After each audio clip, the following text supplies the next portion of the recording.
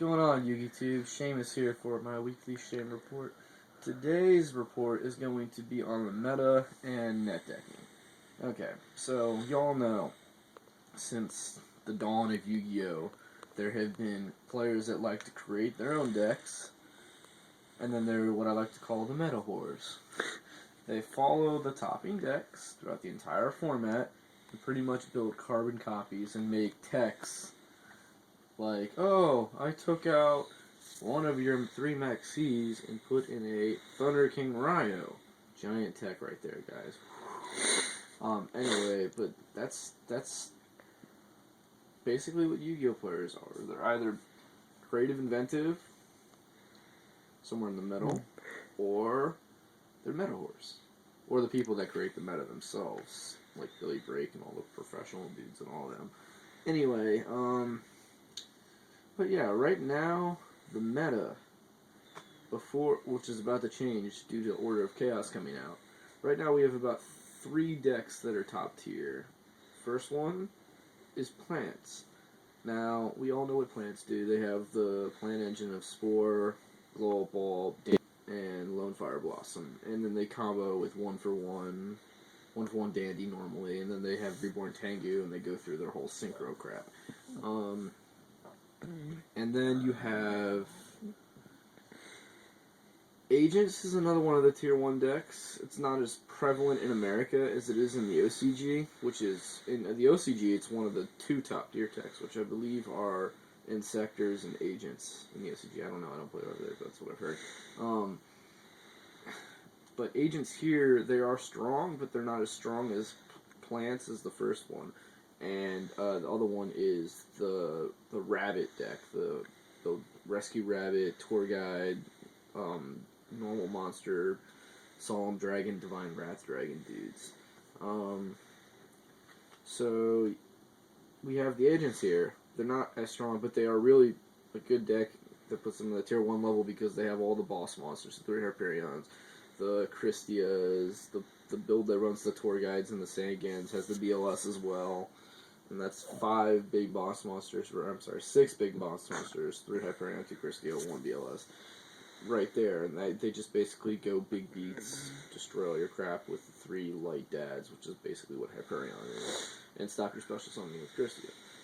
Plus they run Honest and Herald sometimes, Herald of Orange Light. Depending on the player, they either run Herald of Orange Light or Effect Tower. And then you have the third tier 1 deck, which is the most recent one that came out with Photon Shockwave, which is the Rescue Rabbit deck. The deck that pops off Rescue Rabbit, removes them from play, specials 2 dinosaurs, the normal guys out of the Kabaza, or Sabersaurus, overlays them and makes a Solemn Judgment Dragon of Volzard Lagia. Or if they want to do the other one, the control one, which is a Volzard Dolga. But those are basically the decks that are the best right now. Now, I personally don't like the meta, simply because most of the decks are very, very autopilot. Like, when you're playing against a Rabbit deck or an Agent deck, there's almost no thinking involved in that deck. It's like, summon Rabbit, launch Rabbit, do this, that, exceed, set your back row, pass turn, proceed to win, because your opponent can't get over your Solemn Judgment Dragon and your 3 back rows, plus whatever cards you have in hand. Because next turn, odds are you're just going to go summon Tour Guide, bring a Tour Guide, exceed, Leviar, remove for, bring back the Rabbit, pop the Rabbit off again, make a second dude, and basically the game's over there. And Agents is just first turn, either summon Earth or Venus, whichever you open with. If it's Earth, you search Venus. If it's Venus, you do the first turn Gachi play. Or if it's you didn't go first, you went second, then you have the Birdman in hand. You do the summon the Shining Balls, bounce the Venus, special the Birdman, exceed, or synchro into Trishula. We all know what Trishula can do. So, and then from there on, they just proceed to control with either the Gachi and the Venus, and eventually they're going to drop the Hyperions and the Christias and the BLS, and just overwhelm with boss monsters, because that deck's not very defensive. I don't think it runs very many traps, aside from, like, the big ones like Dashut and Treasure Tribute, and maybe the Psalms. Anyway, but like I said, those 2 decks require very little skill to play. I mean, I'm not saying you can't be a skilled player and play them better than a non-skilled player, because I know my friend Robbie Stargell, he has been running the Rabbit deck, and he runs his variant of it. It runs a couple tech cards in it. I'm not going to go over them because that's his job. But he runs tech cards in it that makes it slightly different from the one that's been played around with. And the deck takes a lot more skill to play at that level, but any person can do the first turn move of the Logia, exceed, set the 3 back row, try to win from there. Same with the agents and the Venus thing. Because I've seen scrubs go to top 4 at locals by doing that stuff. It's like they're not even good at the game. They run. I've seen someone run like Penguin Soldier at 3 in their agents deck and then beat everybody because of Hyperion. But anyway, the plant deck, while it also doesn't take very much skill to do the combos that are widely known, I think it takes more skill than the other two, because there's just so many options to do. Now, mind you, the plant deck still has the herp. Oh, I'm going to summon Tengu and make you raise all your resources. Or I'm going to summon Tour Guide and just simply do all that stuff.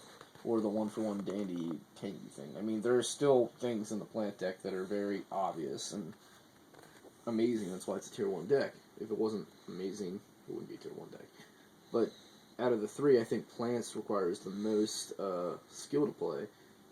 And it's also the deck you can change around the most. It has the least number of... Basically, all the plants have is you have the tour guides, the Sangan, the Tengus, and then you have the plant engine, and then you put whatever you want as fillers in. You can run Thunder Kings, you can run Caius, you can run... Well, you obviously run Gores. You run, if you want, Effect Failures or Maxis, whichever you have or choose to use. You can run a heavy amount of traps. You can run a light amount of traps, you can run a heavy amount of spells, you can run a light amount of spells, you can run a milling engine, it's however you want to play the deck. But out of those 3, I think the plants is the most changeable. You don't exactly know what you're going to play against when you're playing plants. I mean, you assume they're going to do the whole Tengu and the Tour Guide and all that crap, but there's more variants. Anyway, I personally think out of those 3 decks, the first one to be bumped down out of tier 1 is going to be plants, because it's already on its way down, in my opinion. My opponents, when I'm playing them with, if any of you have seen it yet, it's a Flame Vulture Rack mix, and it did fairly well in locals.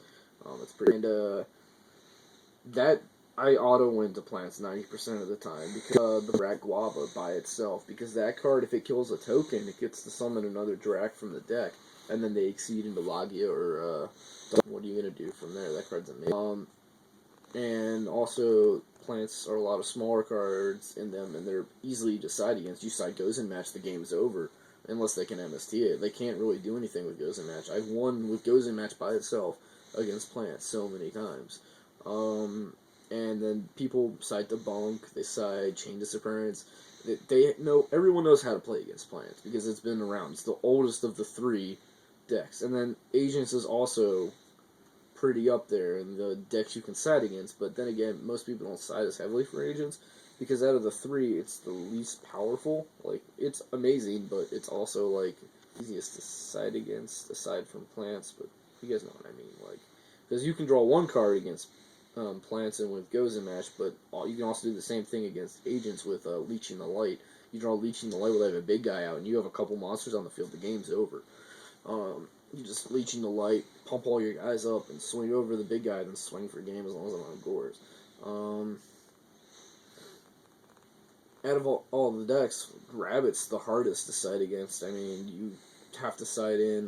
The whole using Macrocosmos or D-Fisher doesn't work against Rabbit, because they can actually use those cards themselves. And you can't use really Chain Disappearance. I mean, you can, I guess, but I think Rabbit has priority to get, so it wouldn't even matter. You can Chain Disappearance Tour Guide, but out of those decks, Rabbit's the hardest to side against. But my point is, Plants is dying, is in my opinion. They're no longer the best of the 3. I think Rabbit is the best of the 3 right now. And with the Order of Chaos coming out, I feel like Plants are going to be replaced by Insectors as one of the top decks. Insectors and Wind-Up Insectors and Wind-Ups by themselves are the 3 new decks that are coming out that are really good in the new set that I'm aware of. There could be more, because I haven't seen the whole set yet. It's not out, technically. But out of the cards I know about, I know the Wind-Ups are retarded good, because they have Wind-Up Carriers and Mighty, which is the rank 3 that specials a guy from deck. They have Wind Up Rat, which is their Blizzard, basically. For summon Rat, switch to defense, special guy from graveyard, and it allows the whole Hunter loop to go off, because you have, if you guys know what the Hunter loop is, come back next week, we'll go over that. Hunter is the guy that rips the card out of the hand. So, between those two cards, and then the new TCG exclusive Wind Up Shark, which special summons, which you can special summon from your hand anytime you normal summon or special summon a Wind Up, which is retarded. I'm kind of mad Konami made that like a day after I did my rant on TCG exclusives, because that one would have taken the cake on that rant, because that card's stupid when it combos with the deck. That deck's amazing. It's really fast and it's really consistent, because they have Factory at 3, and they have Hunter at 3, and they have Rat at 3, and Mighty at 3, and Shark at 3.